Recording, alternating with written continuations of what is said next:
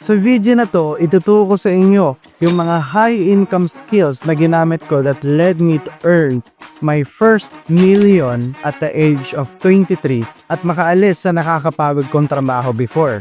Pero hindi ako mayaman ha.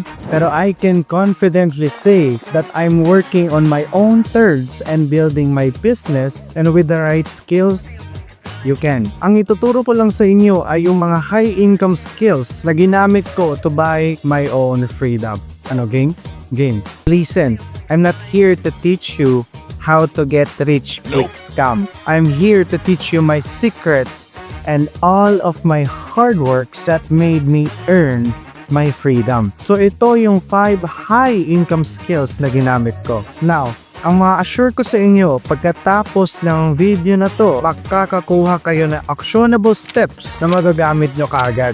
At meron pa, tapusin mo tong video na to kasi sa huling part may ibibigay ako sa iyo na gifts. Pero kung wala kang kahit 30 minutes na kaya i-invest sa video na to, na para din naman sa financial goals mo, baka hindi talaga para sa iyo itong step-by-step video na ituturo ko sa iyo ngayon. So mabilisang pagpapakilala muna. Dati, isa akong college students na nagtatrabaho sa isang fast food. Naranasan ko na rin maging isang construction worker at naging isang OFW.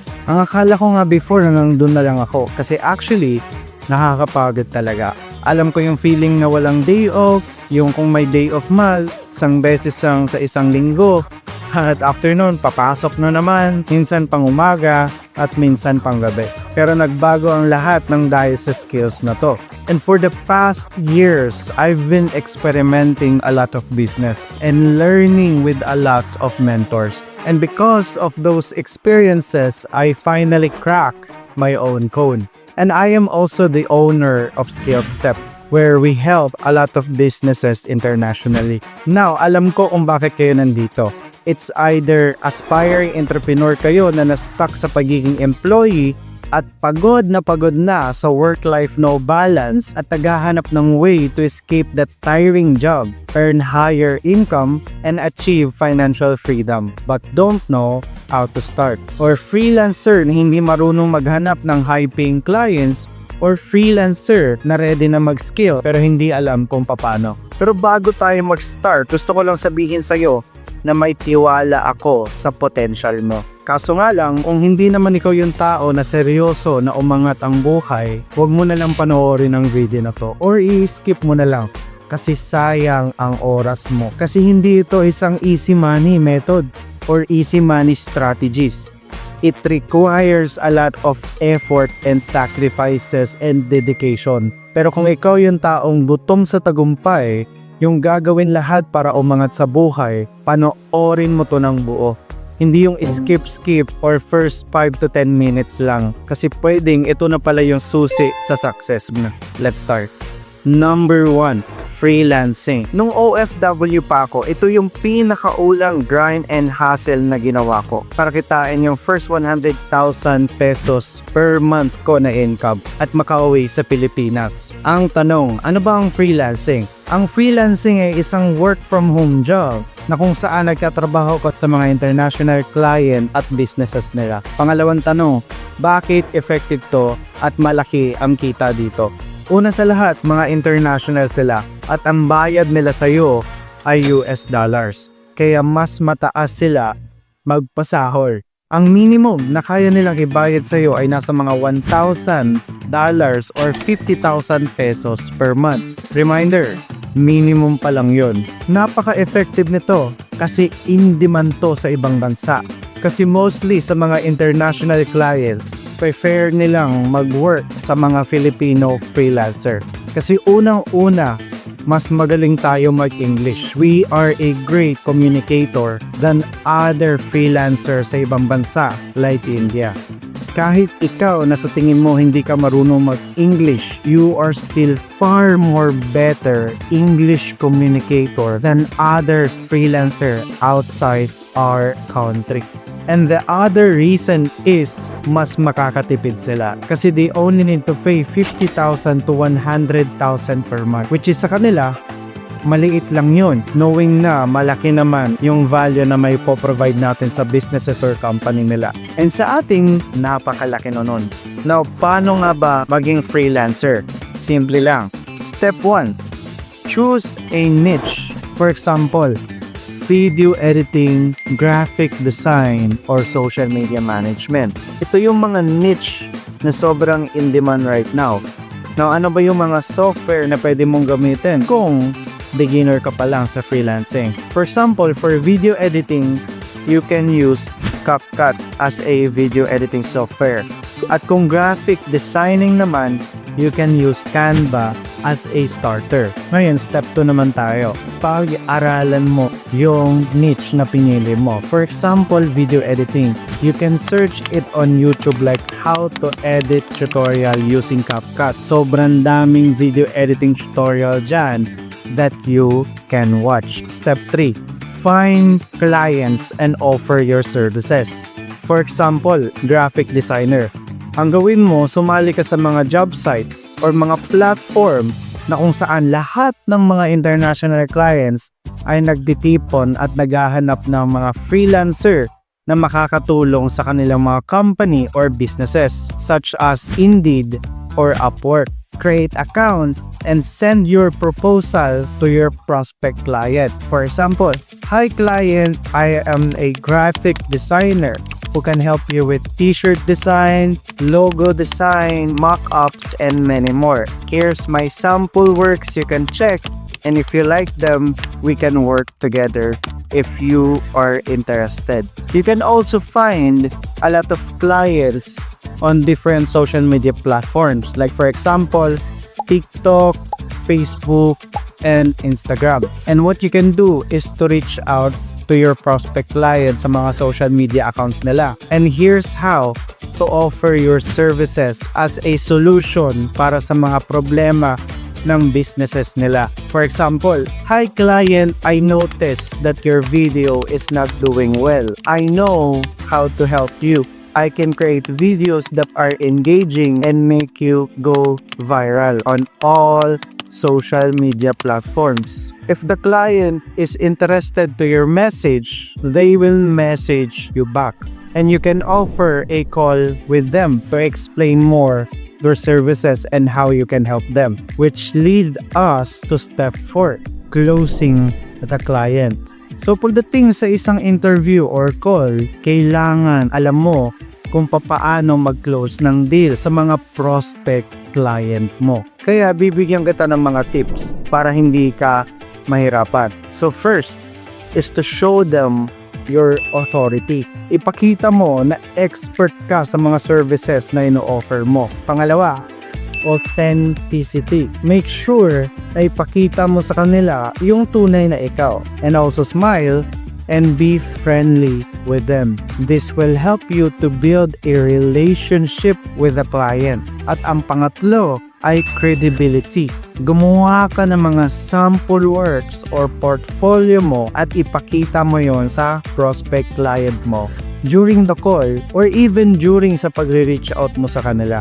This will boost yung trust ng client sa'yo. Kasi there is a proof na marunong ka nga talaga mag-edit ng video, gumawa ng graphics, or even social media management. At kung nagawa mo tong tatlong to ng tama, mas tataas yung chance mo na ma-hire ka or makipag-work sa'yo si client. Number 2, owning and scaling an agency or social media agency.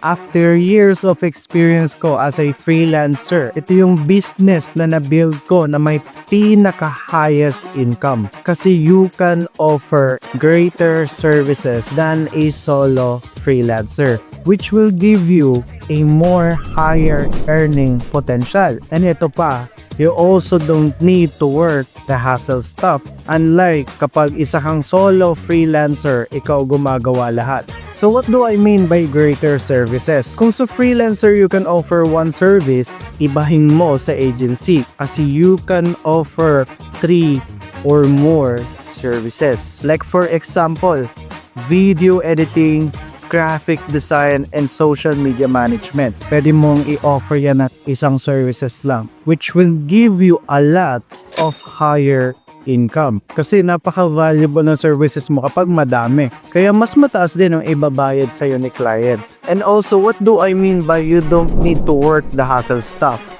Simple lang, kasi you have a team to do the work for you, such as video editing, graphic design, and social media management. Ito yung mga advantage ng pagbuo at pag-scale ng isang agency, kasi you don't need to work the hassle stuff at makakapag-focus ka sa paghahanap ng client. Ang kaso nga lang, it will require a lot of knowledge and experiences. Pero bibigyan kita ng mga tips kung paano mag-start ng agency or social media agency. Step 1, same lang sa freelancer. Maghanap ka ng in-demand services at pag-aralan mo at i-master mo. Start with video editing, graphic design, and social media management. Kasi yan yung mga in-demand services right now. Step 2, hire a team to do the work for you. Syempre, kasi hindi mo kayang gawin mag-isa lahat ng mga services na ino-offer mo. And step 3, find a client. Actually, you can find clients sa social media platforms like TikTok, Facebook, and Instagram. And you can offer your services as a solution sa mga problema ng businesses nila. For example na lang, kung ang prospect client mo is content creators, then message them that you can help them to make their social media go viral. Bigyan mo kayo ng free script na pwede nyong gamitin to message yung mga prospect client nyo. Hi client, I saw your content and I love them. By the way, I noticed that your content can be improved by making your video engaging and put thumbnails. I can also help you with social media management. Do you have time for a quick call? Now step 4. Kapag nag-reply na si prospect client mo and interested sila for a call, then you can invite them using Zoom or Google Meets and close them during the call. And for closing the client naman, you can use yung mga tips na sinabi ko kanina sa freelancer. Remember, owning an agency will require a lot of knowledge and experiences. Kaya kung wala ka pang experience, then you can start as a freelancer or gawin tong susunod na high income skills na sasabihin ko sa'yo. Which lead us to number 3, content creation.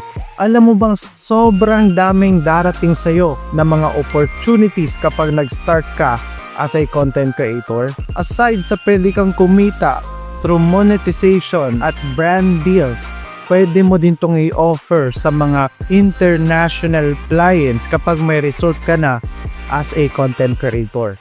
Dahil nagba-viral ka na sa social media, pwede mong i-offer ngayon yung mga strategies na ginawa mo sa kanila as a freelancer or agency na magpapaboost lalo sa incomes mo. Ito yung tips na maibibigay ko sa iyo kung mag-i-start ka ngayon as a content creator at kung papaano mag-viral. Step 1, huwag ka lang basta-basta mag-create ng content. Alamin mo kung ano yung purpose ng mga content mo at kung bakit to panonoorin ng mga tao. Makakatulong to sa iyo para makapag-attract ka ng mga audience if you know the purpose ng mga content mo. Step 2, kapag alam mo na yung mga contents na gagawin mo, i-check mo ngayon yung mga competitors mo na may the same content na balak mong gawin. Then you can take it as a inspiration para sa mga content na gagawin mo. Basta work smarter and not harder. Step 3, pag-aral ka kung paano mag-edit ng video at kung paano gawing engaging yung video mo. Ito yung tips na mabibigay ko sa iyo. Sa video mo, mag-add ka ng captions, ng mga b-roll, change sa angle, zoom in, zoom out. Huwag lang dapat plain yung video mo. Walang mga effects or anything. Kasi kapag sobrang plain ng videos mo, boring yan panoorin and I'm sure walang manonood sa'yo. And for the step 4, consistency. Alam ko naririnig nyo na yung consistency is the key.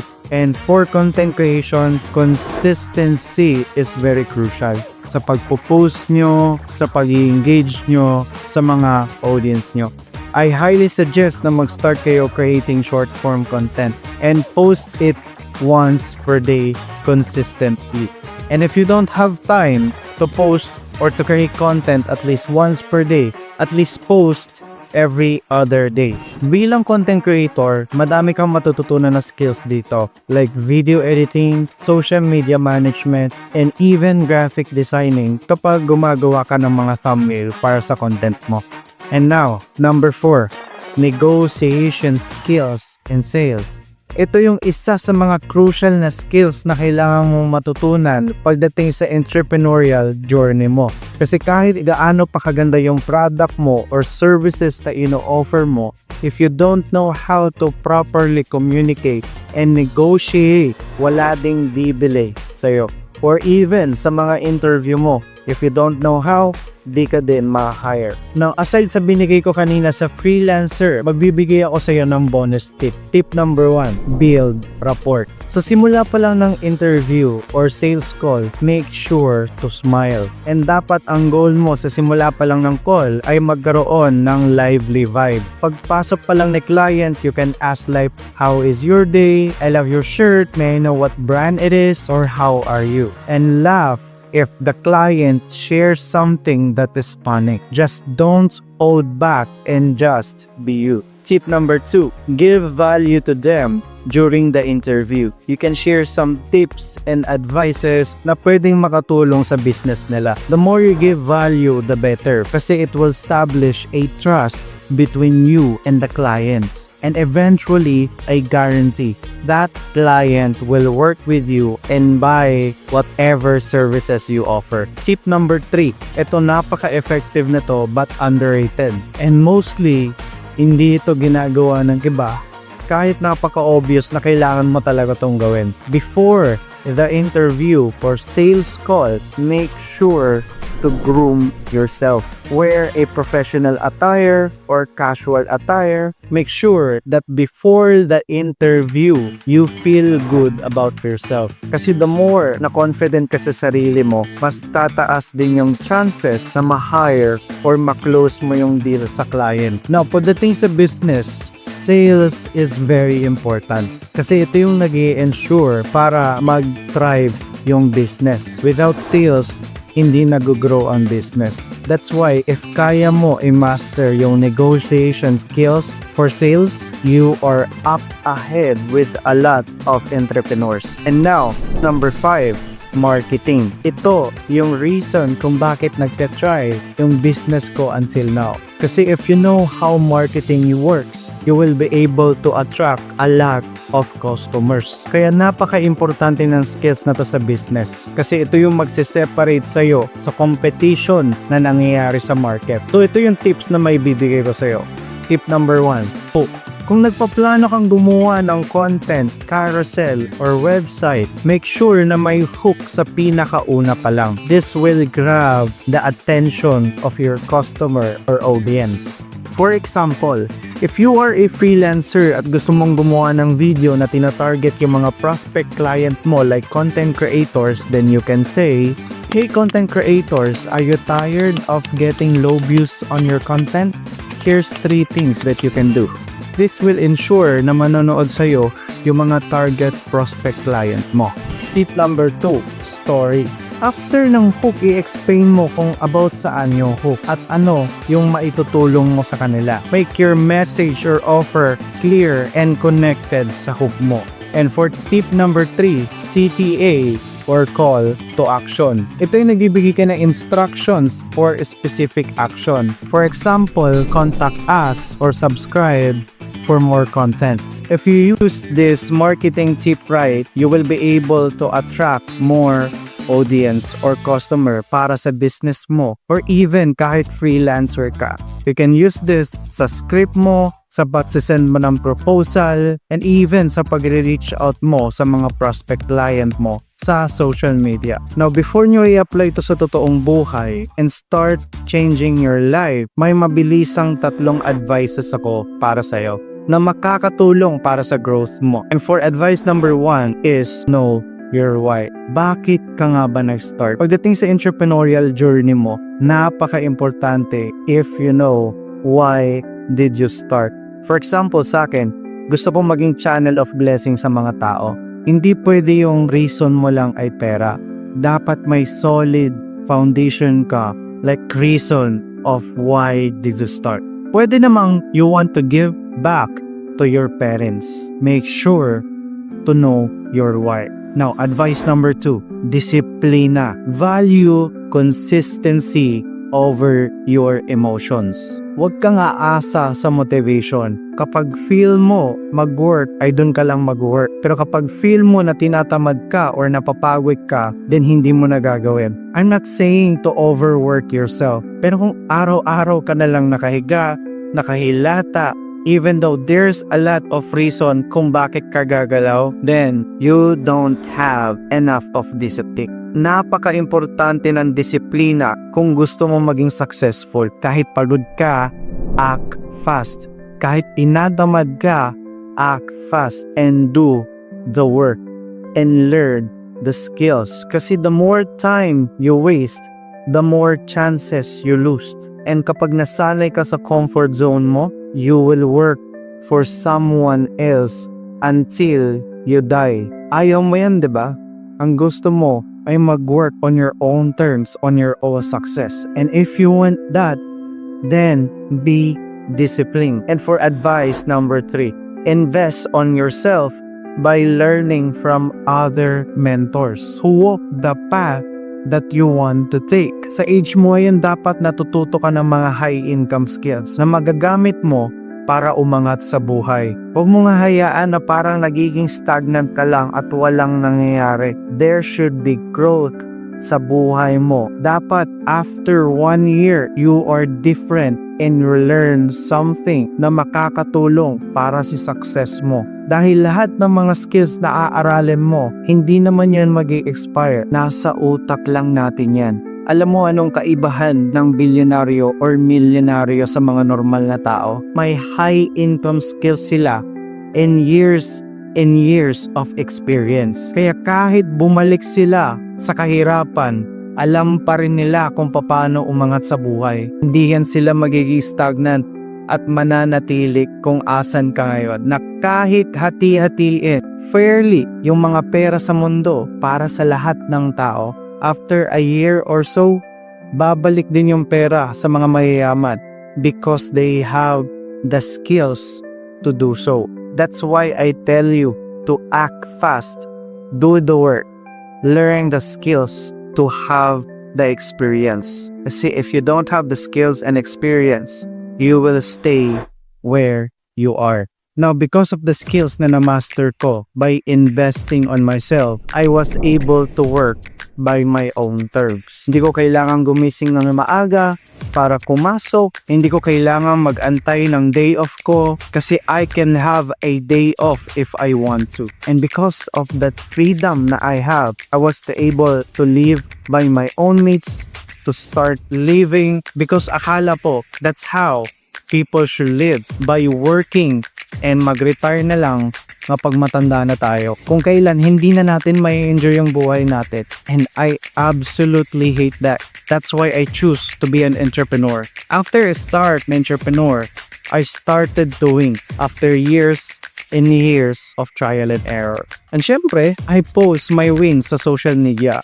Nagma-my day ako, post ako sa timeline ko, pinapost ko yung mga wins ko. And after that, may mga nag-message sa akin kung nagko-coaching ba daw ako, kung may mentorship ba daw ako. And of course, gusto ko lang din naman makatulong.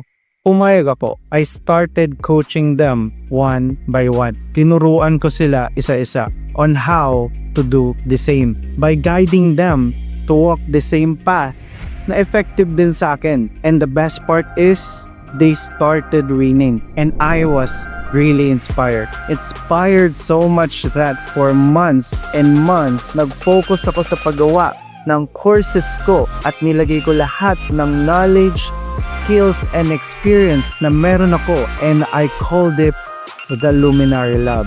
Sa loob ng Luminar Lab, may exclusive 5 courses kayong matututunan. How to become a high earner freelancer, agency creation, content creation, negotiation skills, and marketing 101 with 70 plus lessons and template.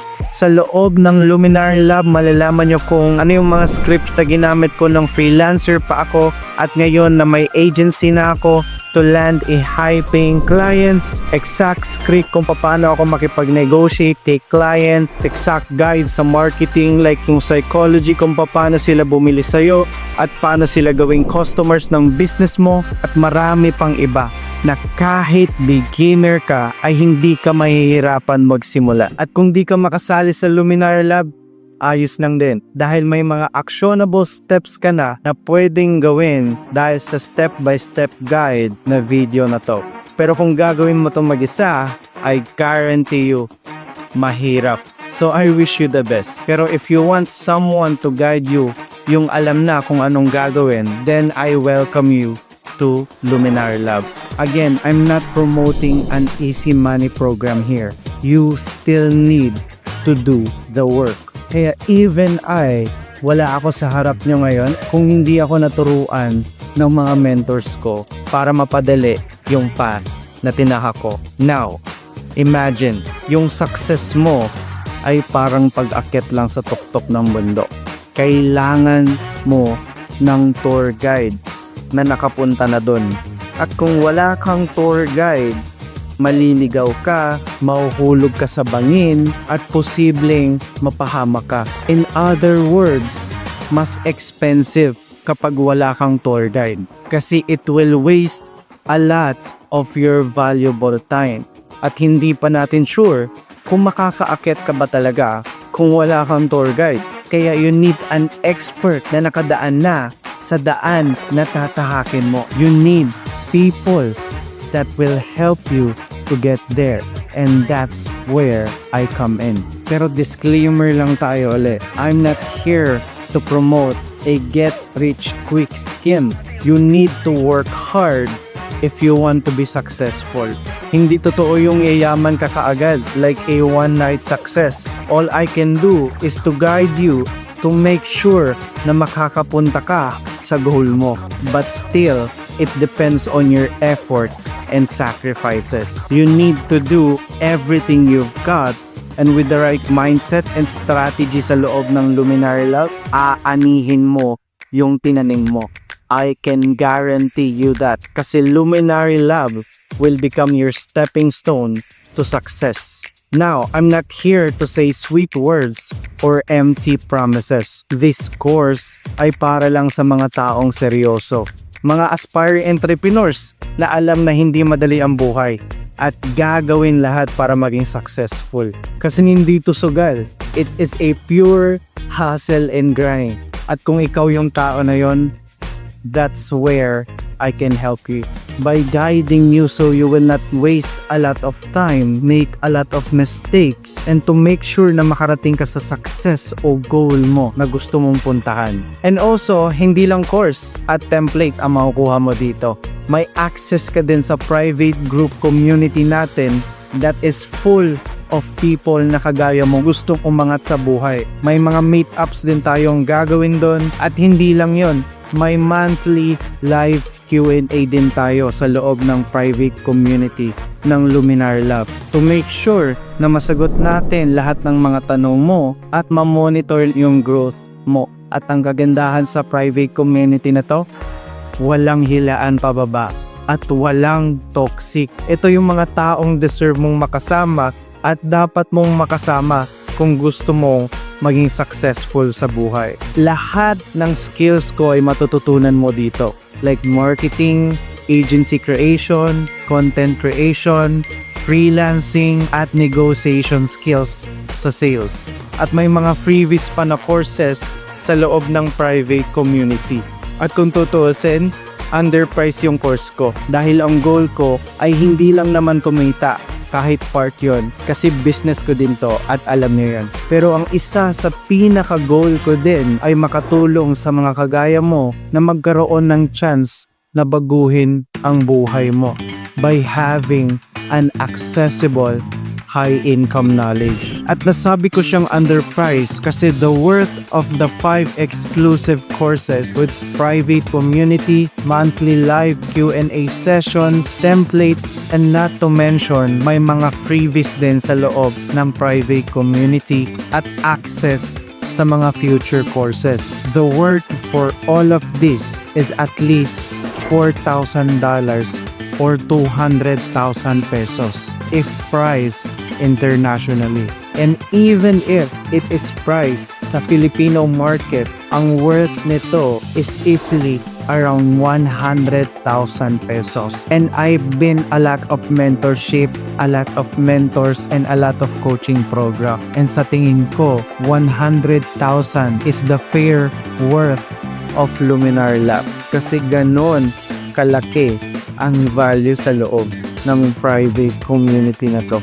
And actually, ang dami kong nakitang mga coaching program na onti lang yung mga courses but they are pricing more. But because my goal, which is gaya ng sabi ko kanina, na gusto kong tumulong sa mga kagaya mo, na kagaya ko. Kasi I start from bottom just like you. That's why I made this affordable sa mga taong nakaka-relate sa akin. At same ng pinagdaanan sa akin, which is 50,000 pesos. Kaso nga lang, napatanong ako sa sarili ko na kung babalik ako before kung saan ako nag-start, kaya ko ba tong ma-afford?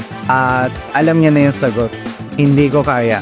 Kaya, binabaan ko ulit para mas maging affordable, which is 30,000 pesos. Pero kung para sa'yo, it's not worth it, then go back scrolling na lang sa TikTok. Habang yung ibang members sa Luminary Lab ay dahan-dahan nang nakukuha yung mga goals nila. Kasi I just don't want you to miss this opportunity because I really believe that you have potential. The reason why natapos mo tong video na to is because you are an aspiring entrepreneur. You are that person who refuse to settle for less. And I am here to guide and help you. At dahil natapos mo tong video na to, may gift ako para sa'yo. If nang-decide ka na mag-invest sa sarili mo ngayon at mag-join sa Luminar Lab, pero mabilisan lang to ha, kasi for every batch, 50 slots lang yung ginakuha ko. At once na napuno na yung batch, ay isasara po yung private community for 1 to 3 months. Kasi gusto kong ibigay yung full attention ko sa mga elite members sa loob ng Luminar Lab to make sure na mag-success sila. At gaya nga ng sabi ko, if ready ka na to join the Luminary Lab, ito yung gift ko para sa'yo. Kung sa YouTube ka nanonood, i-click mo yung link sa pin comment section or sa description ng video na to. At kung sa website mo man to napanood, mag-scroll down ka lang or pindutin yung button sa baba ng video. At gaya ng sabi ko, kung sa YouTube ka nanood, at naklik mo na yung link sa my description at nasa website ka na, pumunta ka lang sa my join now section. At kung makikita mo, instead na 30,000 pesos, naka-limited offer yan ngayon na mag-e-end din kaagad. And that is my gift for you. At ang sabi ko kanina, 50 slots lang yung kinukuha po every batch member. Pero kung nakita mo dyan, na below 50 slots na lang, then mag-decide ka na kaagad. Kasi it means na napupuno na kaagad yung slots at baka hindi ka makaabot. Now, sa loob ng website, makikita mo dyan yung full details ng Luminar Lab. At para makapag-join ka sa community, kung gusto mo na mag-join ngayon, then ang gawin mo lang ay i-click yung Join Now button sa baba. Then mag-scroll ka lang dun sa may payment method to send it. Then screenshot mo lang yung proof of payment mo. Then click mo lang yung button na send the screenshot here para isend yung proof of payment sa team ko. Kung natapos mo na lahat, then welcome to Luminary Lab. And congrats for taking the first step papunta sa success mo. So this is the end of the step-by-step guide video. I advise you to take action right now sa lahat ng mga natutunan mo sa video na to. And if you have any questions, then i-message mo lang ako sa Instagram. At syempre, i-follow mo na rin ako at kita-kita tayo sa loob ng private community.